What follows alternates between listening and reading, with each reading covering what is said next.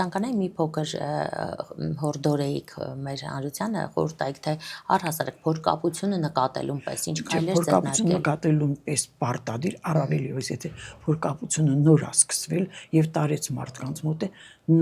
նախնական առաջին խնդիրը դա կոլոնոսկոպիան է անպայման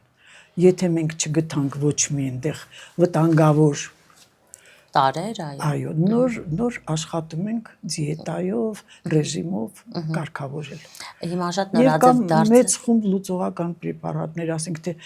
կա մարդիկ կան որոնք իցնե երկար աղիք ունեն եւ չի հասցնում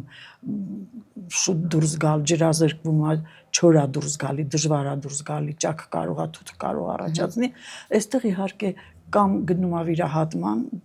կարճացնում են աղիքը կամ կոնսերվատիվ